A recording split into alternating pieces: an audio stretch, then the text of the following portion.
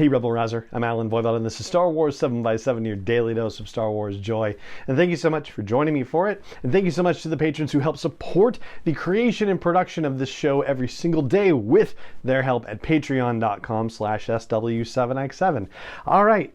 The Harbinger is the 9th episode from Season 3 of The Bad Batch. This is our patented 7 takeaway breakdown episode, and we will do this as we do with our quick overview of the episode at the top, which, I'm trying to resist jumping into it like that quickly, but there's no help for it. Asajj Ventress has made her return, and this first appearance in The Bad Batch tells us very little about how it's possible. We will dig into all of that in due course. But the gist of the situation is, that Asajj is the person that Fennec Shand reached out to, and Asajj goes to deliver information about the M count, but she has her own payment. You know, it's always a quid pro quo with these bounty hunters and whatnot.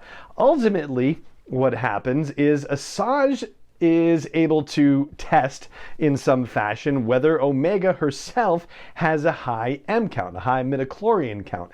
Now, how she can do that without a blood test, whatever.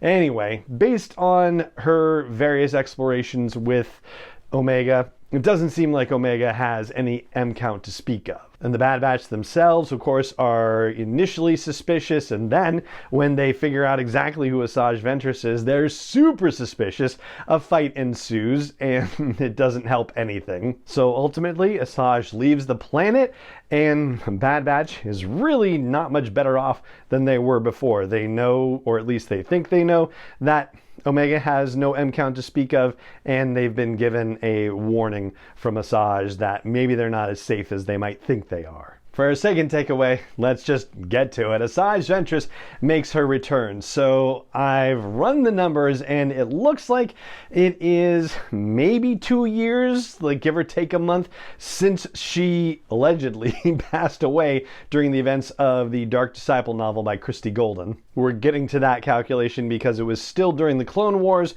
when she seemingly passed away, and the Bad Batch where we are right now, we are more than 18 months past the fall of the Republic. So we're pretty close to the 2-year mark, and she certainly doesn't seem any worse for wear. The members of the Bad Batch, even with Crosshair not necessarily being at 100%, I mean, the 3 of them should be a significant challenge to anyone. Asajj Ventress is probably at the top of the food chain, comparatively speaking, and the way that she runs through the 3 of them is just as impressive as you would expect it to be.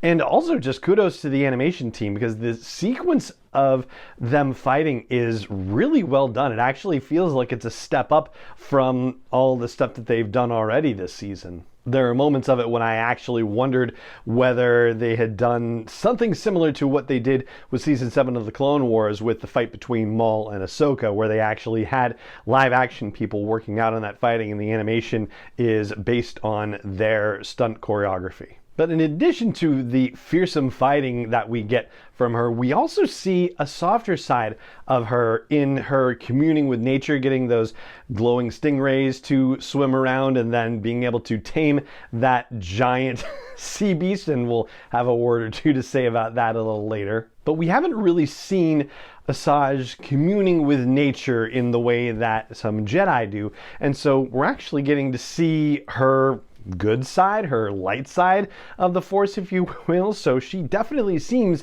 to be a changed person after the events of Dark Disciple. For a third takeaway, I think I need to issue an apology to Fennec Shand, because boy oh boy, at the end of that last episode, it sure seemed like she was ratting the Bad Batch out. And now it seems like, nope, she was actually calling Asajj and telling her, hey, these are the people that are interested in this M count business, and you can go check them out if you want. And so now I'm kind of starting to go the other way about this, basically thinking about Fennec Shand and Asajj Ventress, looking at Omega and thinking, oh yeah, she definitely needs to be protected from the Empire.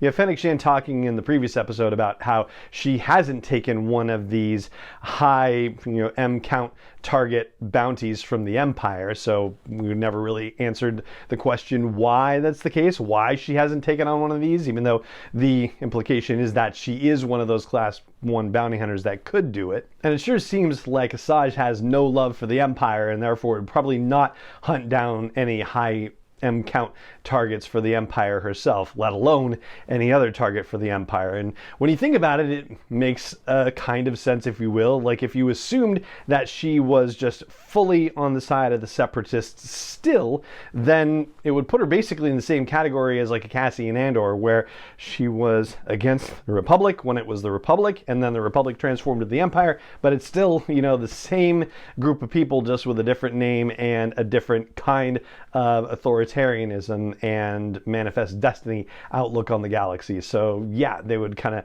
have a natural kinship in that way, I suppose. For a fourth takeaway, I'll talk about the testing real quick. I was actually kind of surprised that there was no mention of not being able to do a blood test, right? I mean, we know that this technology exists, and Asajj knows that it's something in the blood, but she's like, yeah, but I don't have any testing equipment on me, so we'll have to figure this out another way. Like, you know, one line, yeah, I would have liked to see that, because I was just sitting there wondering, why don't they just test her blood? Like, I wish somebody would just say something about that. But it's fine, it's okay, it's no big deal.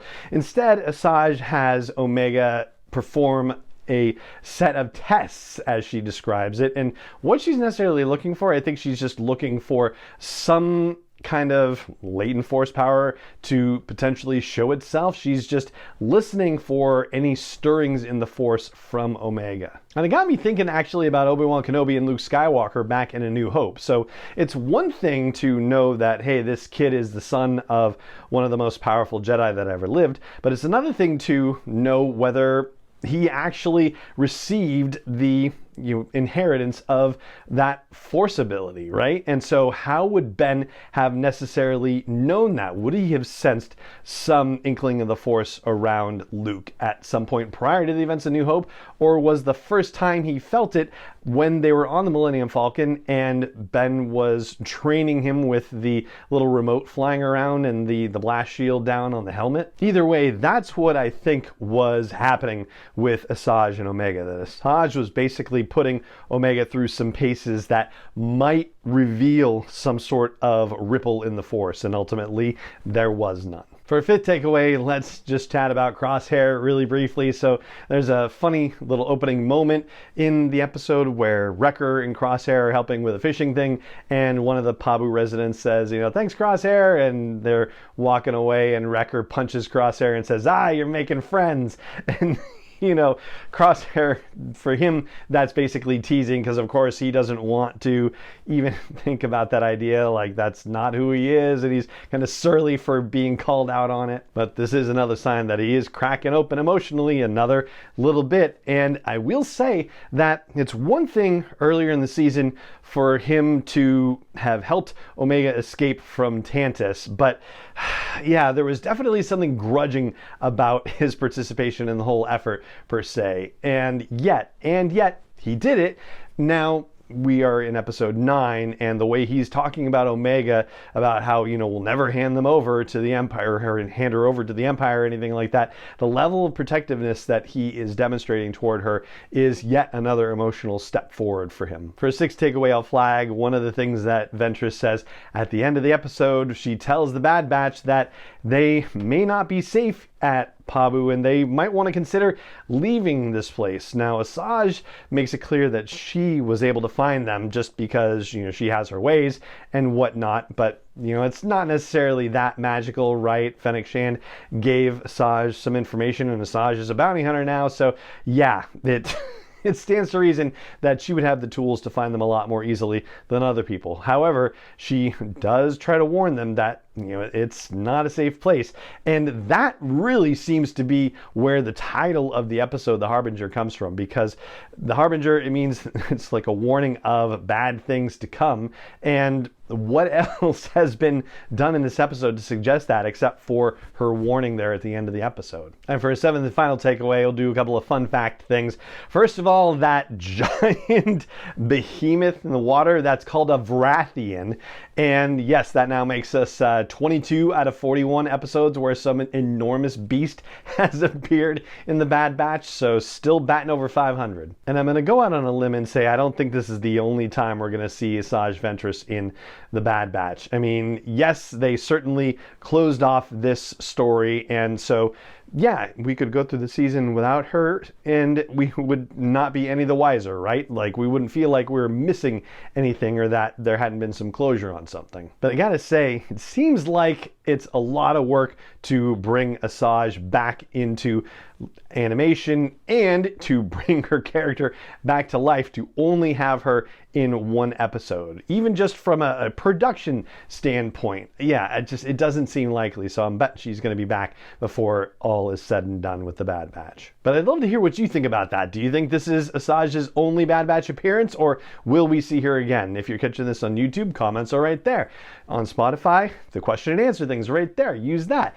Anywhere else, head over to the blog post for this show's episode at sw7x7.com. Leave a comment on the blog post there.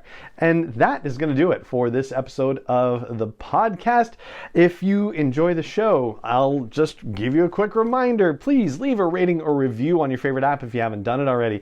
And please consider hitting a like or follow or join or subscribe button, whatever the app offers you. And just tell other friends that you know that this daily dose of Star Wars joy exists for them.